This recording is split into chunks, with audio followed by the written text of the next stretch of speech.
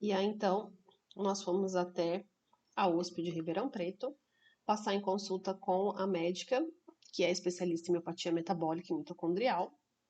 E chegando lá na avaliação, né, da médica, ela me disse claramente que a minha característica não era, né, de miopatia metabólica nem mitocondrial, e que eu tinha características de distrofia muscular mesmo, e me pediu para fazer um exame genético, que é o painel para distrofias musculares, na USP aqui de São Paulo. Na época, eu fiquei bem aborrecida, né?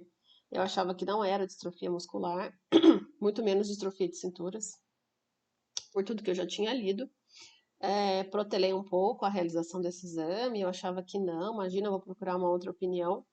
Mas ela foi tão clara e tão firme, né, no que ela tinha me dito, que eu resolvi fazer o exame. Fiz o exame genético na USP, aqui de São Paulo, no Centro de Estudos do Genoma Humano. Depois de 3 meses, então, eu recebi o diagnóstico. E o meu diagnóstico, ele é o seguinte: portadora manifestante ou portadora sintomática, né, da distrofia muscular de Duchenne, com deleção dos exons 8 ao 16 em heterozigose. Então, esse é o meu diagnóstico. Depois que eu recebi esse diagnóstico, então eu, né, fiz uma consulta com a geneticista da USP, que me orientou que eu tenho 50% de chance de ter um filho afetado com a distrofia de Duchenne, sendo menino ou sendo menina, né? E que se eu quisesse então ter filhos, eu teria a possibilidade de fazer inseminação artificial com seleção de embriões. Na época do diagnóstico, eu já tinha 35 anos, né? E antes de pensar em ter filho, a gente queria ter certeza de que esses meus sintomas não eram algo que eu poderia passar para um filho, né? Então, com 35 anos e com bastante sintomas e com muito medo, obviamente, né, de ter um filho, a gente decidiu não ter nesse primeiro momento. Depois de alguns anos, eu procurei até algumas clínicas de fertilização, inclusive uma clínica do ABC, que auxiliou a Elisângela Piacentini, que uma das minhas convidadas. Tem até uma live que eu postei aqui no Instagram que eu fiz com ela, que ela contou toda a história dela. E para fazer esse tratamento, nós teríamos que nos deslocar daqui de São José dos Campos para o ABC muitas vezes, né? E fazer, obviamente, uma série de exames e de tomar uma série de hormônios para estimular a ovulação. E eu, por ter já algumas questões ginecológicas, então eu tenho endometriose, numa época que eu usei anticoncepcional, eu tive muitas alterações hormonais. Então, pesando tudo isso, né? Depois de muitos anos de terapia, depois de muito ponderar tudo, nós decidimos não ter filhos, né, por conta da minha saúde. E além dessas questões ginecológicas, eu esqueci de comentar, eu tive também, em 2017, o início de uma cardiopatia leve, né? Algumas alterações nos meus exames de rotina. E aí, lá em 2017, eu comecei a usar medicamento cardíaco, né? E aí ficou um período bem estável, sem nenhuma piora nesse sentido. E aí em 2021, depois da pandemia, né, que eu fiquei o ano de 2020 sem fazer os meus exames médicos, em 2021 apareceu uma cardiopatia um pouquinho mais grave, né? Então teve um espessamento no ventrículo esquerdo. E aí eu precisei também usar algumas medicações.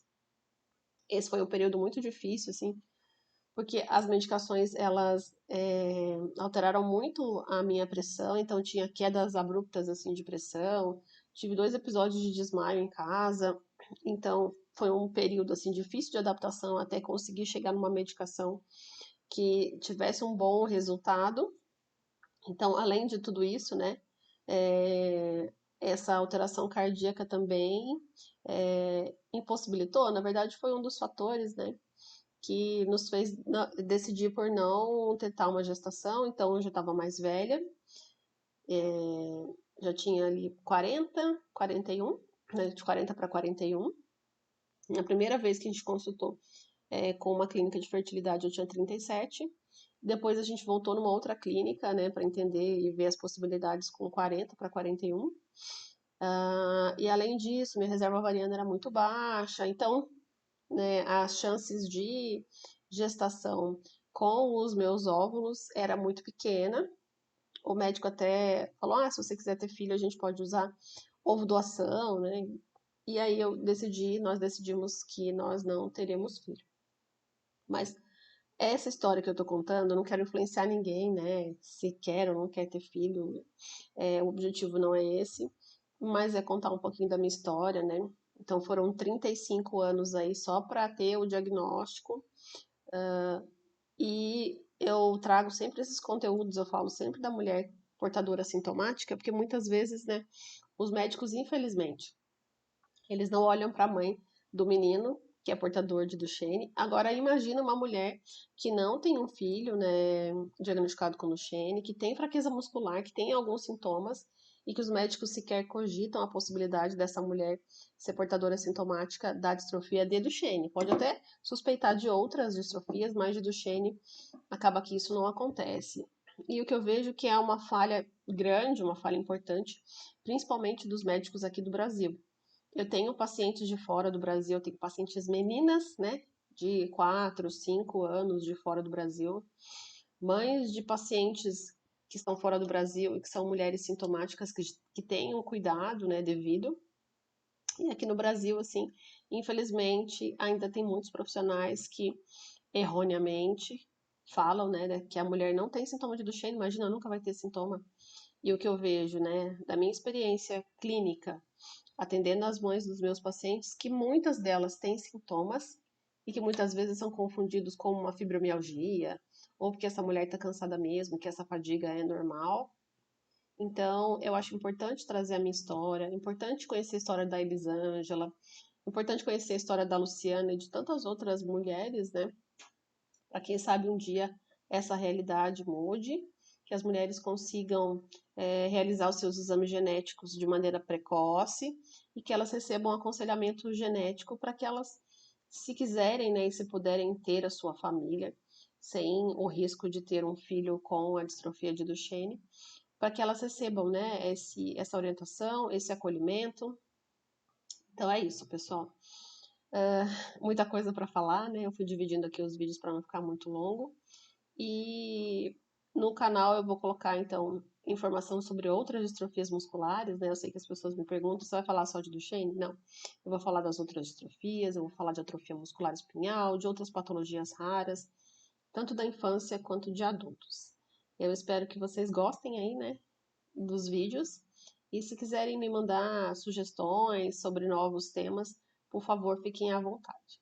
Obrigada, pessoal.